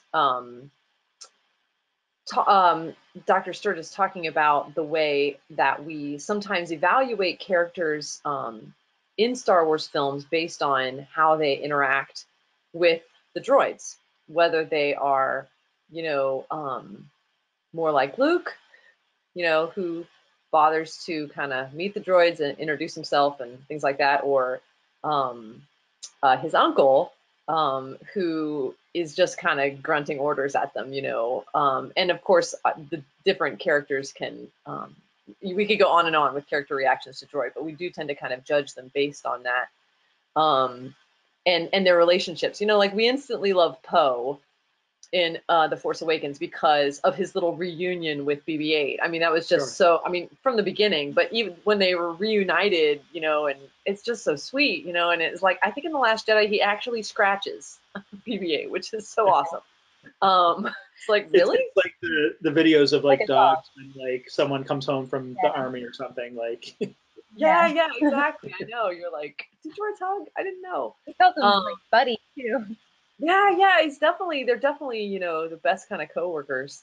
And so in the science fiction part 1 class that we're taking this summer, it was Rossum's Universal Robots 1920 play by Carol Kopic, I think.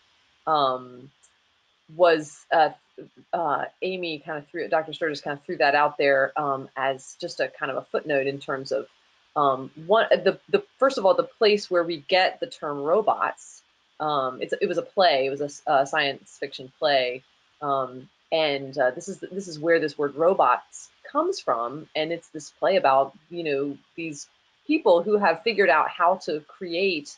And in the play, they're much more like flesh and blood, almost like more like clones than the robots that we think of today, mechanical robots. But and from the very beginning, the theme is established of the problematic nature of these created beings, and what it's lawful to expect from them, what it's lawful to do with them, and how that and the fear that they will take over and that they will rebel. So this is all laid out from the very first time we have this concept of the idea of a robot, that we can kind of put that together with that term. And so this has always been a theme in Star Wars, and I really enjoyed how I should watch my use of the word enjoy, because I say things like, oh, human trafficking, I really enjoy that theme. I'm like, I don't enjoy human trafficking, but I do really appreciate when stories deal with that. And so in this movie, we see this with L3, kind of unwittingly, sort of unwittingly, leading this droid rebellion, just by kind of removing a restraining bolt and telling him, telling the one who's been freed to go free some others, and then all of a sudden she's got this rebellion on her hands, that proves a pretty convenient distraction for the smugglers. So it's a really interesting thing, and then this whole thing, and then she ends up giving her life for this, or giving her existence for this, and then she becomes part of the Millennium Falcon, which is it's just a really interesting way of amping up that theme of what's our relationship with these these sentient, these animated, created, machines that serve us and live alongside the humans in the story. What is our relationship? What is it meant to be? What could it be? How could it go wrong? And what does it mean for our notions of what it means to be human, and for who counts as a human? Who has rights? Who doesn't have rights? What's the difference? So I thought it was a really interesting aspect of the story that was comedic, obviously, and she's asking, he says, do you need anything? Equal rights. I love that line. It was very funny, but it was also very kind of a little bit of a jab. And, especially when you think back about like the Clone Wars and how concerned in the Clone Wars the narrative is with this idea of, I'm sorry, not the Clone Wars, Attack of the Clones, Clone Wars too, but Attack of the Clones especially, with this, the fact that the Jedi Order took advantage of this clone army is a part of the fabric of their downfall. And so it's a really interesting and I think kind of underexplored theme. From what I've seen, it's kind of an underexplored theme in Star Wars. So I was glad to see this film kind of bring it to the fore. Sure. Yeah, no, I think. Right, Kelly. Go ahead. Me? Oh, okay. I was gonna say, not to derail the conversation from being about humans and droids, but I think it's impossible to ignore that this droid in particular was also a female. So you've got this feminism slant as well, and of a female being an object, like a robot, and everything that happens with Kira, she's sort of treated as an object as well, and so that's sort of a different topic, but I think that was a very conscious choice, and I'm with Emily where enjoy is the wrong word, but I definitely appreciate them expanding this and exploring these areas in sometimes subtle, sometimes not so subtle ways. I think it's something that Star Wars, I think it's a direction that they're moving. I was going to show you guys, I don't know if I talked about this book on our discussion on Last Jedi, but this is the Legends of Luke Skywalker, and there is it's like a collection of people talking about, well, that one time I met Luke, here's what, I don't know if this is true, but here's what I've heard of him. And it's a bunch of legends, and like the reader, we don't even know which ones are true and which ones aren't. But there's a story in here called I, Droid, and it is set from the perspective of a droid, and their dealings with droids that they know being reprogrammed.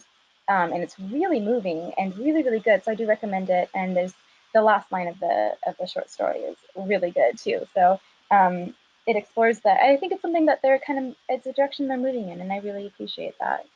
And that's a canon book, Kelly? Yeah, this came out last year, like December, Okay, wow. I want to say. Mm-hmm. Okay, good to know. Thanks. Yeah. I'm kind of curious about this. Oh, go ahead. No, I was just going to say to the point about like reprogramming and stuff, like the number of times in Star Wars films where like wiping a droid's mind is like a threat, especially like a droid who's like acting up or not doing what they're told, right? Like just erase it, which, one of the constant themes that Kat and I talk about in our podcast is how much memory is what a person is. It's, what you remember. There's, maybe some basic programming underlying you, but like so much of what people are, and by people, of course, I mean aliens, and everyone else in between, like how much of what you are is what you remember and the experiences that you have. And so just the ease with which that threat can, completely erase, a creature, just because they're robotic or computer or whatever, is definitely an interesting thing to talk about. And if I can just tag off of that, if you think about our perceptions of C-3PO and R2-D2 and the different ways we interface with those characters, C-3PO is this annoying, nagging, pessimistic sort of, and R2-D2 is full of mystery and clever and a little hero droid. C-3PO does heroic things, but you don't think of him as a hero droid, just the way we think of BB-8 and R2D2, but he's had his mind wiped over and over. C3PO has. I mean, right? He would have had to, or else R2D2 is the one who's kind of carrying it through. So it's interesting in terms of like rights and like the way that affects a character, like a droid, that it really makes a big difference. And they have no agency in it whatsoever. Yeah, I've been curious about this theme since I saw the film. And first of all, I agree with the consensus. I mean, it's an interesting subplot. It's kind of it fits with Solo because so much of Solo is about characters trying to achieve their freedom in one way or the other. Whether it's Solo who just wants a ship and wants to fly around the galaxy. So it gives the movie a bit of a greater depth. That said, it's a bit odd to have this in a prequel where we know what happens or doesn't happen to droid rights 10, 40 years later on, in A New Hope, and I guess like the droid rights bit is played for comedy in this movie, but it's kind of a tragedy when you look at it because in A New Hope, the droids are still discriminated against in the Mos Eisley Cantina. They can't go in. 3PO and R2 are sold to the Lars family. I guess Luke is technically not a slave owner because he removes the restraining bolt from R2D2 and C3PO. That's kind of a fine distinction. And I don't know, does this subplot mean, if it's L3, mean that most of the characters in Star Wars are actually slaveholders? And what does that mean for what we think of when we think of like the rebels being the good guys, or even like Poe? And is BB-8 a liberated droid who's working for the Resistance willingly, or is he essentially a slave, or is he a pet? I mean, I don't know if we have to go like too far down that rabbit hole, but at the same time, I kind of feel like I want some resolution to this. I kind of want to see the droid rebellion fulfilled because I kind of feel like that's got to be part of the whatever happens in Episode 9. There's got to be some outcome in which the good guys win and freedom is restored, and I kind of feel like droid rights has to be part of that now. Sure. I mean, Jabba also has slaves too, like non-droid slaves. But he's a bad guy. Yeah. Okay. Fair enough. I'm just saying, like, all of these, like, there's still across the board, whether we consider droids, and I think there's also the added thing. So, like, when you think about like sentient beings, like you think about like species, like as a whole, as being sentient per se, but like I don't think we can classify droids as a whole as like all having the same level of sentience. Or maybe we can. Like, are we sure about that? Yeah, like I'm just saying, like I think there are probably certain droids, like the little mouse droid that goes scurrying off. Like, does that droid have the same rights as like R2D2, or should it have the same rights as R2D2 and C3PO if we were to liberate all droids? I don't like. I legitimately don't know the answer to that question. I don't know that. Versus like any alien that has like a language, like we're all automatically going to consider them pretty high on the sentient scale, right? Like, and so probably as a species, we're going to like say, okay, yeah, just across the board, they should have some sort of freedom. So I'm not disagreeing with you. I'm just saying, like, I feel like across all of the different nuanced ways between outright slavery, droid rights, human trafficking, forced entry into the Imperial Academy, like we get, with Finn and kind of the implications there, like all different levels of that sort of like slavery and forced service on a lot of different levels. So I'm not disagreeing with what you're saying, like that should be included with that. Just kind of noting, I guess, that like all of these other ones are still there too.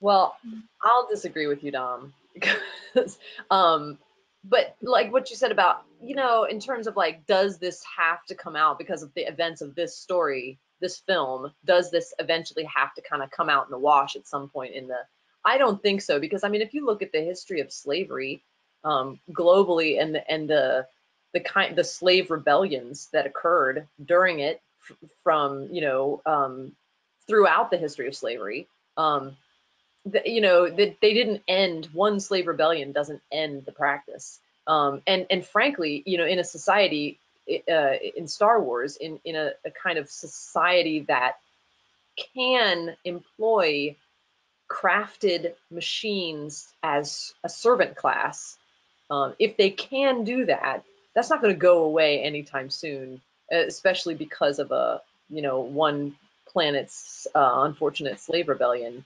So no, I mean, I can see, but I can see why, rebellions of droids might affect public opinion about slaves and lead to further segregation, such as like what you see on Tatooine with the droids not being allowed into the cantina.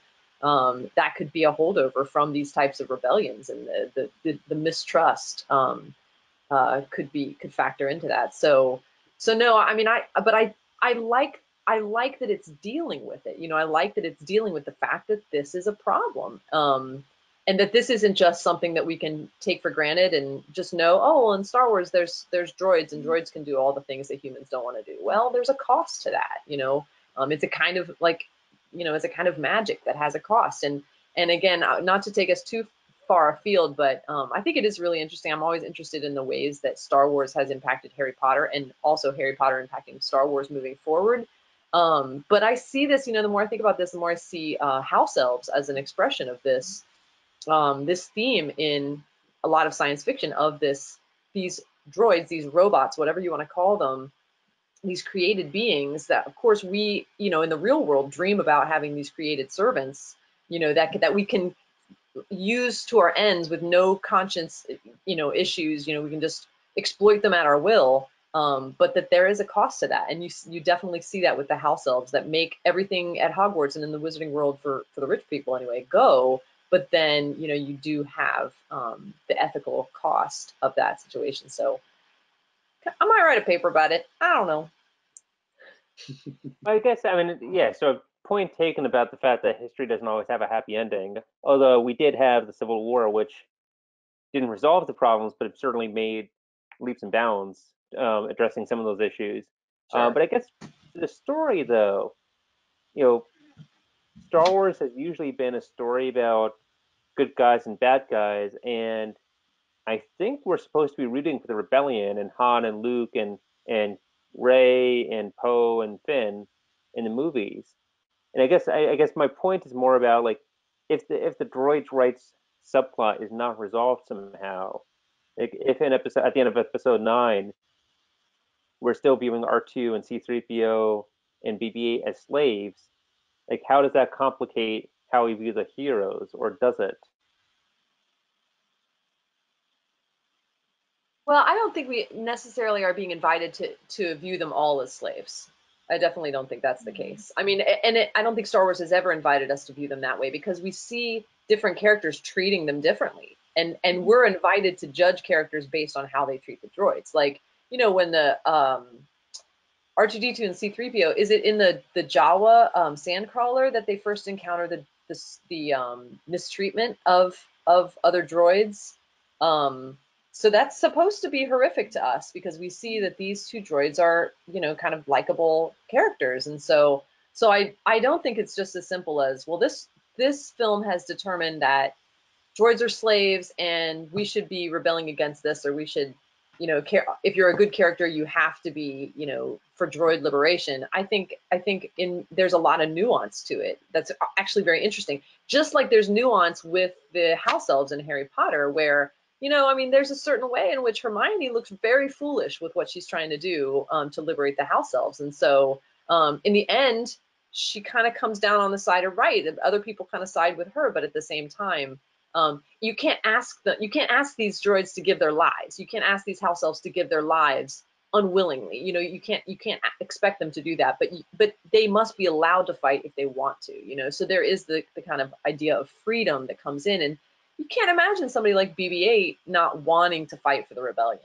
And the same with R2-D2 and even C-3PO, and somebody like Chopper, from Rebels is extremely down with the cause, and you get the impression that Chopper is only doing Chopper's will, maybe Hera's also, but mostly just Chopper's will.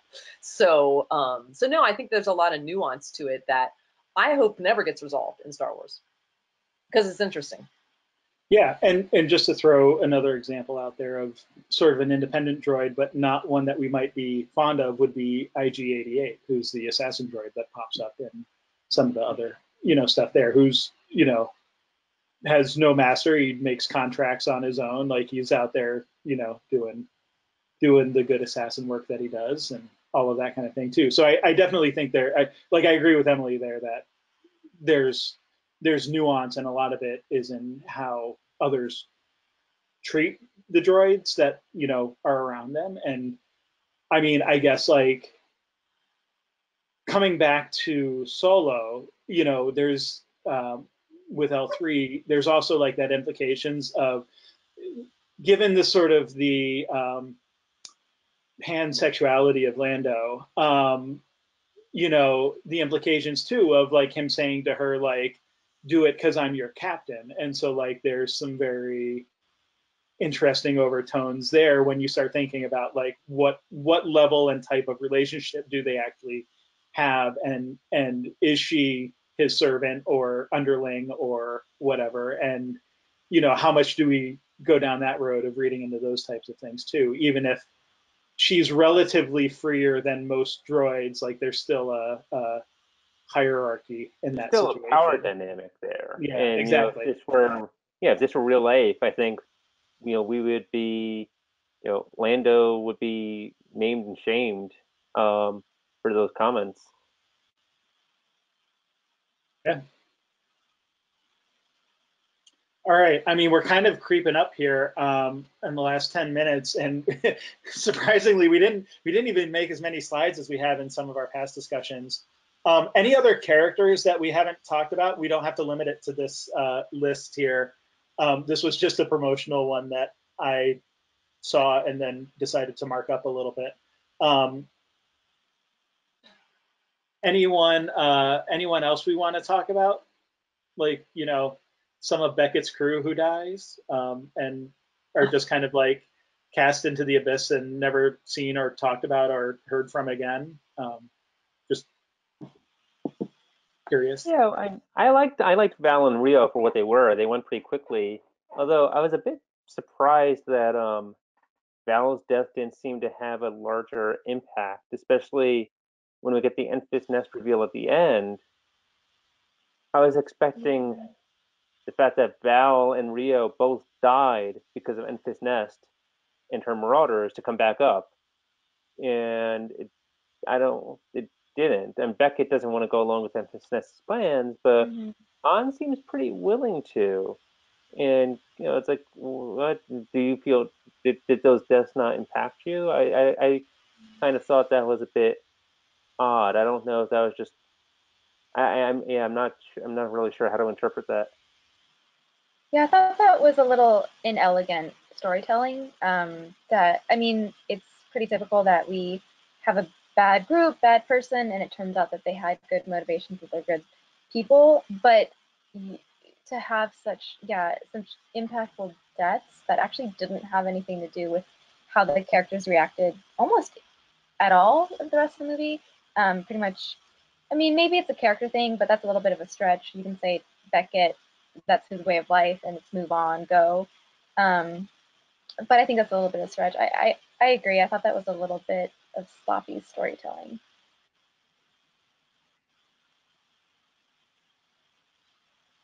Sorry, I'm reading a comment, not laughing at what you said, Kelly. Yeah, Mike says preachy is for Star Trek, that we should leave that sort of stuff out of Star Wars. I don't know what that's referring to specifically, but that made me laugh. Yeah. Yeah. So I know we brought up Maul earlier. Obviously, he's not in here because that would have been a bit spoilery.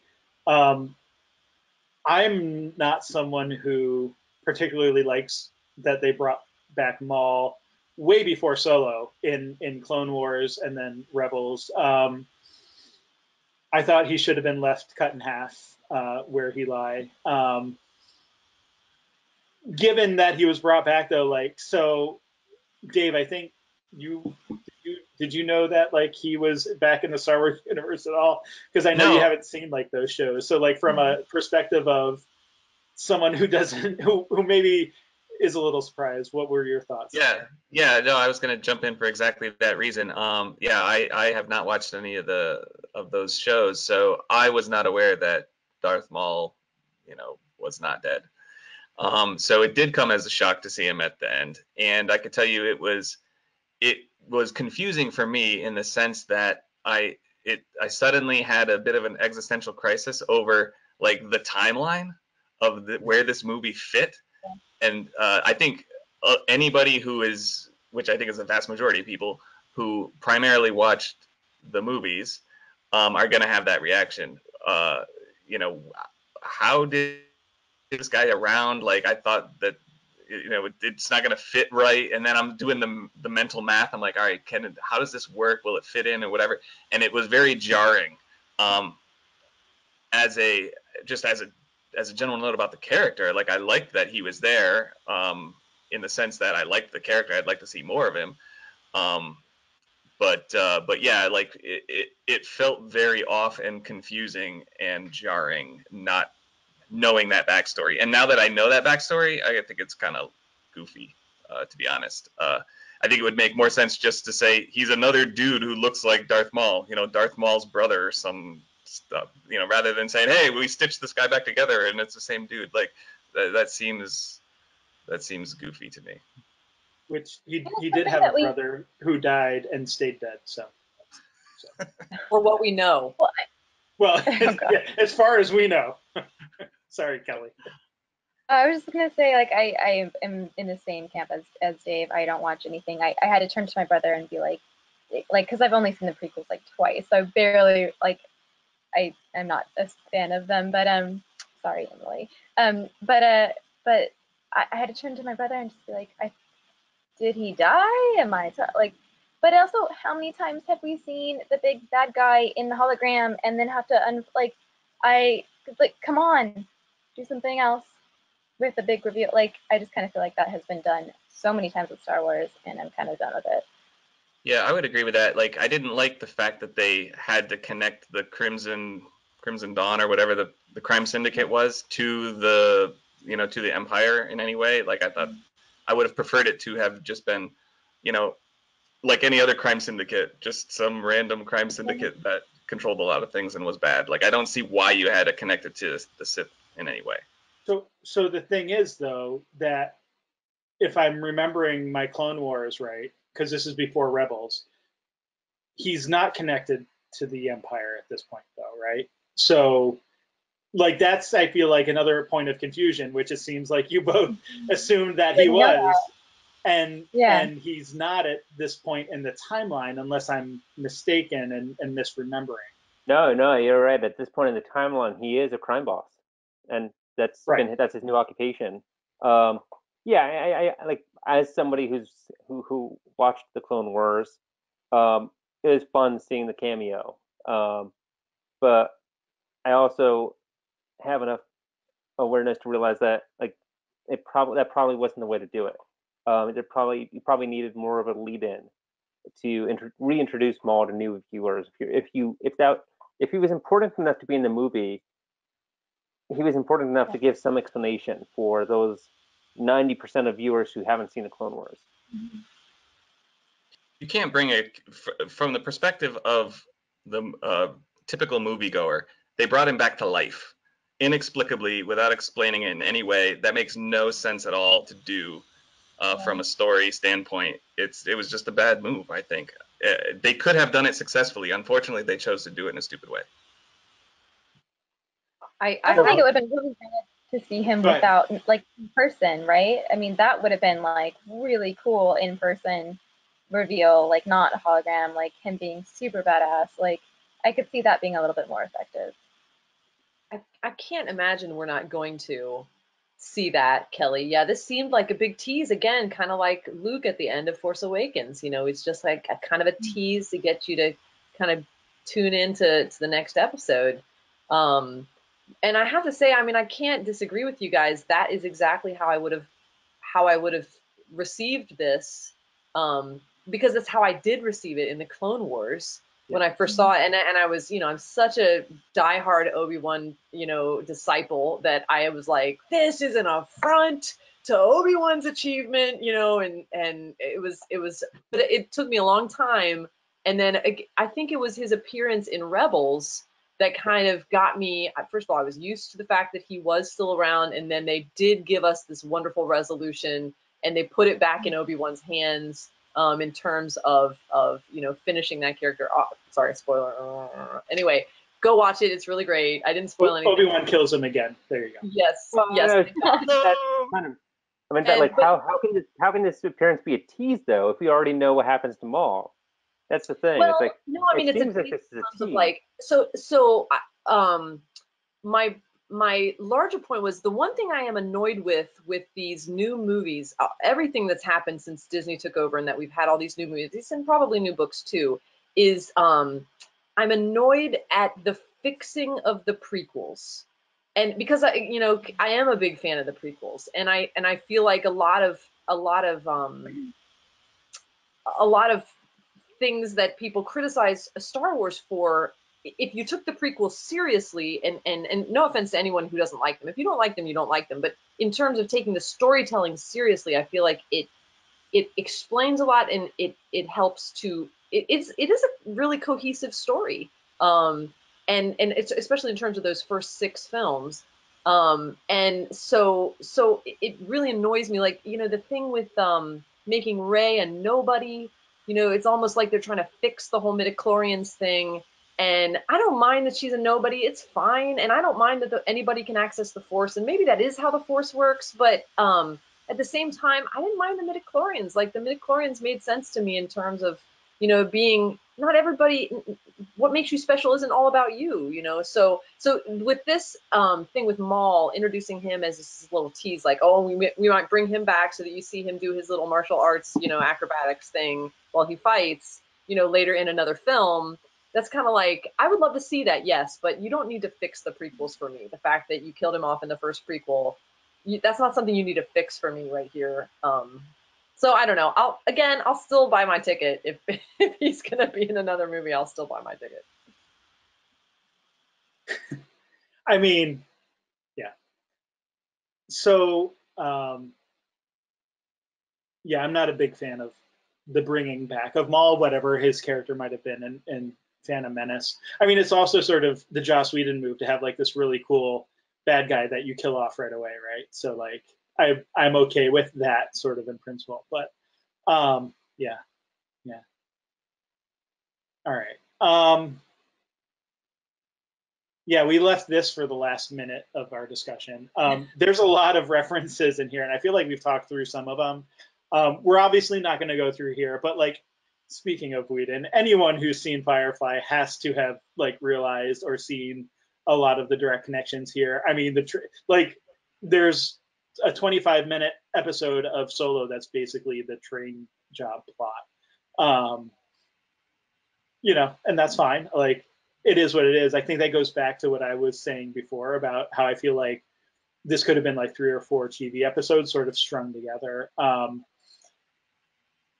I don't know. Maybe like we don't really have time to talk through all these. We can go a few minutes over here and maybe just everyone sort of pick like the one reference from like an earlier thing, whether it was an EU or Legend story. It doesn't have to have been from Firefly. If maybe there was something else that you picked up on. Just to kind of round out and end what was maybe your favorite reference that you caught or thing that they brought in from Legends or anything along those lines. We'll go in the same order we introduced ourselves. Oh, well, having not read a lot of the EU and stuff like that, I know none of these. I'm not gonna lie. But one thing that I thought was cool that I pointed out to my friend was I like seeing Sabak, the card game, and I love Londo and Han. And I like the interplay between the two when Han says the back with that is it long A, right? And I don't know if it's the reason why Lando says Han instead of Han, but he kind of responds with a like Han, and Han goes, it's Han, but like that little moment. I actually, of all the checklists that they did, like I kind of like that one the most, of why Lando is like calls him Han. I thought that was really cute. That's the only one that I can kind of speak to out of all of these. I really liked that as well. I really liked the fact that in Empire Strikes Back, when you first meet Lando, and Lando gives him this whole, oh, you dirty rotten scoundrel, and then he gives him this big hug. Like, I was always like, that's just playing manipulative to the audience. Like that's just like building up suspense that isn't there, But now this movie has helped that moment just make more sense. That's how that's the kind of relationship they have. I loved how angry Lando was at the way Han treated his ship, and the way that the ship just looked gorgeous before the Kessel run, and then it just looked like a piece of crap afterwards. And all that really fit together and connected. And you came in that, you're braver than I thought. That just all makes so much more sense now, and I really enjoy that. Well, with Firefly, the old joke used to be that this was that Firefly and Malcolm Reynolds were supposed to be the Han Solo origin story that Lucasfilm wasn't going to make. So I kind of like the way that Solo parallels Firefly, and I particularly like the in War Stories on crime boss Niska is torturing Malcolm Reynolds. He's talking about this Chinese philosopher who believes that one's character only comes about after they're tortured. You display your true colors under extreme adversity, and that's kind of something that Solo, I don't think necessarily intentionally, but definitely echoes in that we see who Han really is after he goes through adversity. We see who Kira really is. We see who Beckett really is. We see who Chewie really is. When their backs are against the wall. Yeah, I would definitely agree with Kelly and Emily that I really like how they develop Lando and Han's relationship, particularly with the ship, and how they go back and forth about who owns the ship and under what conditions and all of this. That's definitely my favorite part. But since it's already been said, I'm going to throw in the totally random Cthulhu monster. As a Lovecraft fan, I appreciated that, even though I think it made zero sense to have it there and how it lives and what it feeds on. A million questions. It makes no sense at all. But being a Lovecraft fan, I got to give a shout out to the Cthulhu monster. But again, if you watch Rebels, you know that space squids are canon. So you keep saying that. I'm never gonna watch that just on principle because you keep saying I should. It's actually a really good show. For a Empire You Strikes should. Back. You're depriving yourself. I think you're underestimating my obstinance. I think you're going to be riding down the myth. You're going to be riding down the myth moot with me. We'll get in a good chunk of it. Fair enough. You're in for it. Yeah, I mean, I would be lying if I didn't say anything other than drawing the Firefly connections. I mean, Dom kind of made the main ones that I would have made as well. I think I would have liked to have seen Dryden Voss be more Niska-esque. I think we get the hint that he could have been, but like there's that scene in The Train Job where you've got like Niska like cleaning off his knife, and there's the guy hanging up in the other room as the door like slowly closes, and the whole conversation about rumor and reputation versus fact, and knowing who I am. Like, I feel like Dryden Voss could have been that Niska-esque character that instills fear, and he never quite got there for me personally. So I would have liked to have seen more of that. That's not really like something they brought in, but something I would think that could have been brought in that was a little more would I think have helped the story a little bit. But great. Well, thank you all for the discussion. Thank you for all those who joined and made comments and asked questions. And again, we'll be coming back with Edward Scissorhands in the beginning of August. So if you're not already signed up for the GoToWebinar link, go ahead and go to mythgard.org/movie club, movie-club, and and you can sign up there, and we'll see you back in August. Thank you. Bye. Right.